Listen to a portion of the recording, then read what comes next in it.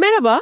Orhan Veli'nin "Ben Orhan Veli" şiiri üzerine hazırlanan bu kapsamlı analizi bizimle paylaştığın için çok teşekkürler. Merhaba. Şairin kendi adını başlık yaptığı, hani adeta bir nüfus cüzdanı gibi sunduğu bu şiir var ya, Evet.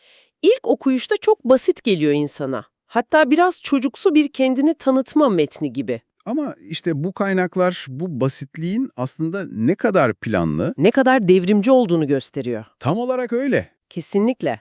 Yani bu şiir bir otobiyografiden çok daha fazlası.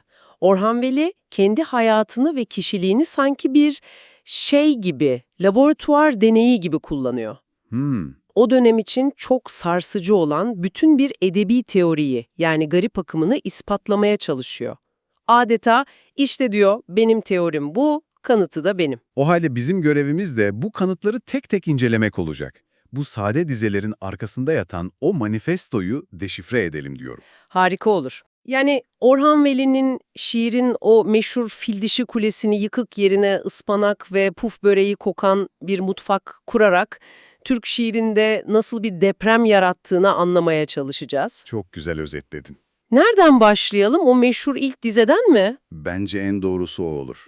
Çünkü devrimin ilk kurşunu tam olarak orada atılıyor. Şiir şöyle başlıyor. Ben Orhan Veli, yazık oldu Süleyman Efendi'ye Mısra-i Meşhur'unun mübdi. Yani kendini tanıtırken önce başka bir şiirine referans veriyor. Evet. İyi de neden? Kendine ait yüzlerce dize varken neden özellikle o nasırından ölen sıradan adamı Süleyman Efendi'yi seçiyor? Bu sadece bir tevazu gösterisi mi? Tevazudan çok daha öte bir şey bu. Bilinçli bir meydan okuma. Meydan okuma öyle mi? Kesinlikle. Analizde de çok güzel vurgulanmış. O dönem şiir geleneğinde ölen kişinin arkasından ne yazılır? Mersiye. Evet, Mersiye. Ama padişahlar büyük komutanlar için. Aynen öyle. Mesela Baki'nin Kanuni Sultan Süleyman için yazdığı o görkemli Mersiye'yi düşün. Tabii. Orhan Veli ise o şaşalı Süleyman'ın karşısına kimi koyuyor? Nasırı yüzünden hayata küsen, kimsenin umursamadığı Süleyman Efendi'yi. Anladım. Ve diyor ki, ben o görkemli padişahın değil, bu sıradan, unutulmuş adamın şairiyim. Daha ilk cümleden safını belli ediyor. Yüce olanın değil, halktan olanın yanında duruyor. Yani kendi kimliğini yarattığı bu anti kahraman üzerinden kuruyor. Çok ilginç. Evet, Ve hemen ardından gelen dizeler de çok sert bir çıkış gibi. Evvela adamım, yani sirk hayvanı falan değilim. Burada kime sesleniyor? O dönem şairlerine bir eleştiri mi bu? tam üstüne bastın. Siz halkı eğlendiren birer sirk hayvanı mısınız gibi bir imamı var. Tam olarak o. O dönemde şairden beklenen ne? Toplumdan ayrı, ilahi bir ilhamla yazan, anlaşılmaz, gizemli, adeta bir gösteri nesnesi gibi. Doğru. Sirkteki o tuhaf, eğitilmiş, alkış bekleyen yaratıklar gibi hiç değilim. Ben sadece bir adamım. Ve sonra da bunu ispatlamaya başlıyor. Aynen, en temel özelliklerini sayarak. Burnum var, kulağım var, pek biçimli olmamakla beraber. Bu da inanılmaz bir şey. Şiirde kendini anlatırken kusurlarından bahsetmek. Değil mi? Yani normalde şairler sevgilinin kaşını gözünü abartarak överken o kendi burnunun biçimsizliğinden bahsediyor. Bu şiiri o kutsal metin olmaktan çıkarıp bildiğimiz kanlı canlı bir insanın sohbetine dönüştürüyor. Aynen öyle. Kendini ne İngiliz kralı kadar mütevazı gösteriyor, ne de Celal Bayar'ın ahır uşağı gibi aristokrasiye yakın bir yere koyuyor. Bu iki uç arasında ben ne orada ne de buradayım diyor, ben sadece adamım. Bu sınıfsal bir duruş aynı zamanda. Ve bu adam olma hali, şiirin devamında anlatacağı her şeyin de temelini oluşturuyor. İşte tam da burası çok ilginç. Bu adam olma halini sadece kimliğiyle değil, en temel, en insani zevkleriyle de ortaya koyuyor. Yemek yemek gibi. Evet. Bugüne kadar şiirlerde güllerden, bülbüllerden, şaraptan bahsedildiğini duyduk. Sonra biri çıkıp diyor ki, ıspanağı çok severim, puf böreğine hele bayılırım. Bu sanki bir senfoni orkestrasının ortasında birinin tencere tava çalması gibi bir etki yaratmış olmalı. O dönem okuru için gerçekten şok edici miydi bu? Şok edicinin de ötesinde birçoğu için hakaret gibiydi. Ciddi misin? Tabii. Çünkü o güne kadar şiir, tırnak içinde, yüce kabul edilen konuların alanıydı. Aşk, ölüm, kahramanlık, tabiatın güzellikleri falan. Anladım. Ispanak kelimesinin şiirde ne işi olabilir ki? Analizde de belirtildiği gibi Orhan Veli bu seçimiyle aslında şunu söylüyor. Hayata dair her şey, en sıradan, en basit, en mutfağa ait görünen detay bile şiirin malzemesi olabilir. Yani şiir artık sadece saraylarda değil. Aynen. Ya da entelektüel salonlarda değil, halkın yemek masasında da vardır diyor. Ve seçtiği yemekler de rastgele değil anladığım kadarıyla. Paylaştığın kaynakta ıspanak ve puf böreğinin özellikle alt gelir grubunun tükettiği basit, halka ait yiyecekler olduğu vurgulanıyor. Kesinlikle. Yani bir haşlanmış kuşkonmaz ya da Roquefort peyniri demiyor. Bu da yine o sınıfsal duruşun. Süleyman Efendi'nin yanında yer almanın bir devamı. Bu bir estetik tercih olduğu kadar politik bir tercih. Tabii. Zaten hemen ardından gelen "Malda mülkte gözüm yoktur, vallahi yoktur" dizesiyle de bu durumu iyice pekiştiriyor. Sadece yemek zevki değil, hayata bakışı da basitlik üzerine kurulu. Evet ve bu basitlik "Yürüyen dolaşırım" ve "Ehemmiyetsiz şeylerle uğraşırım" dizelerinde zirveye çıkıyor bence. Bir dakika, ehemmiyetsiz şeyler demesi çok manidar. Yani kendi yaptığı işi, uğraşlarını bile önemsizleştiriyor gibi. Hmm. Aslında burada da bir ironi, bir başkaldırı yok mu? Yani sizin ehemmiyetli bulduğunuz o büyük, süslü laflar yerine ben hayatın içindeki bu küçük, değersiz görünen anlarla ilgileniyorum ve asıl şiir de budur mu demek istiyor. Harika bir tespit. Tam olarak bunu yapıyor. Hani en başta kendini bir araç olarak kullandığını söylemiştik ya, işte bu tam olarak o. Asıl mesele Orhan Veli'nin kişisel olarak ne yaptığı değil. Anlıyorum. Onun üzerinden o güne dek ehemmiyetsiz yaftası yapıştırılan her şeyin aslında ne kadar değerli ve şiirsel olduğunu kanıtlıyor. Süleyman Efendi'nin nasırı ne kadar şiirsellik taşıyorsa. Yolda yayan yürümek de o kadar şiirseldir. Puf böreği yemek de o kadar şiirseldir diyor. Anladım.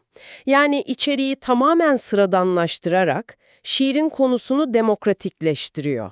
Peki ya biçim? Çünkü bu şiirin sadece anlattıkları değil, anlatış şekli de bir isyan barındırıyor. Hem de nasıl. Kaynakta şiirde vezin, ölçü, kafiye gibi geleneksel unsurların hiçbirinin olmadığı belirtiliyor. Bu kurallar o dönem için neden bu kadar önemliydi ki Orhan Veli'nin onları yıkması bir devrim sayılsın? Şöyle ki, yüzyıllardır şiir bu kurallarla tanımlanıyordu. Ölçü, kafiye, aruz vezni, bunlar şiiri düz yazıdan ayıran, ona o müzikaliteyi, o soyluluğu katan unsurlar olarak görülüyordu. Bir nevi şiirin olmazsa olmazları yani. Evet ve şiir yazmak bu kurallara hakim olmayı gerektiren teknik bir ustalık işiydi. Dolayısıyla şiir belirli bir eğitim seviyesine sahip elit bir zümrenin alanıydı. Anladım. Yani Orhan Veli bu kuralları yıkarak sadece bir edebi geleneği değil, aynı zamanda bu elitist yapıyı da hedef alıyor. Aynen öyle. Resmen diyor ki, şiir yazmak için Farsça, Arapça bilmenize, aruz kalıplarını ezberlemenize gerek yok. Konuştuğunuz gibi yazabilirsiniz. Peki bu kuralları atınca o şiirsel ahenk nasıl sağlanıyor? İşte analiz burada devreye giriyor. Birincisi, dilin sadeliği ve akıcılığı.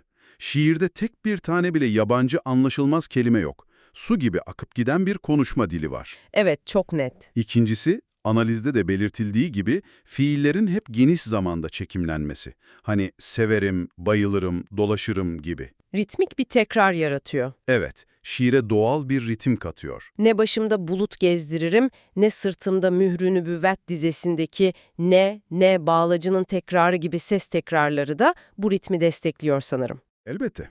Bu tekrarlar, devrik cümleler, tonlamalar hepsi geleneksel ölçünün yerine geçiyor.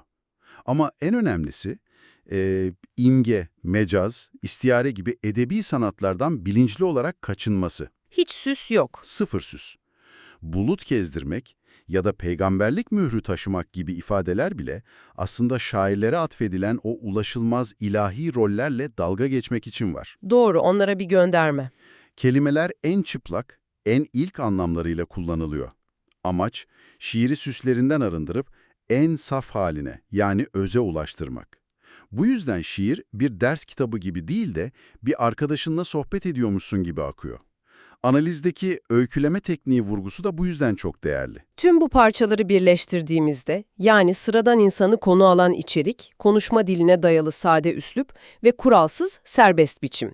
Artık bu şiirin kişisel bir anlatıdan çok, garip akımının ne olduğunu ve ne olmadığını anlatan uygulamalı bir bildiri olduğu çok netleşiyor. Kesinlikle. Orhan Veli garip akımının ön sözünde teorik olarak ne savunduysa bu şiirle hepsini ete kemiğe büründürüyor. Adeta bir tez savunması gibi. Nasıl yani? Şöyle, tez 1, sıradan insan ve hayatı şiirin konusu olabilir. Kanıt, işte benim sıradan hayatım Süleyman Efendi, puf böreği yayan dolaşmak. Aynen. Tez 2, şiirde süslü, yapay, ağdalı bir dil olmamalıdır. Kanıt, işte sokaktaki insanın konuştuğu dil, buyurun. Mükemmel. Ve tez 3, şiirde ölçü, kafiye gibi kalıplar şart değildir. Kanıt, işte size ölçüsüz, kafiyesiz ama yine de şiirsel bir metin. İşte bu. Bu şiir garip akımının resmen bir kullanım kılavuzu. Ve bu manifestoyu şiirin son dizeleriyle mühürlüyor.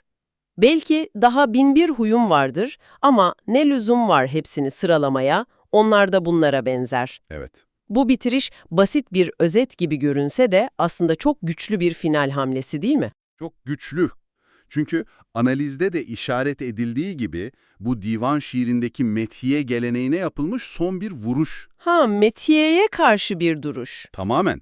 Metiyelerde övülen kişinin, yani genellikle padişahın, yüzlerce üstün özelliği abartılı sıfatlarla uzun uzun sıralanır. Evet, doğru. Orhan Veli ise tam tersini yapıyor.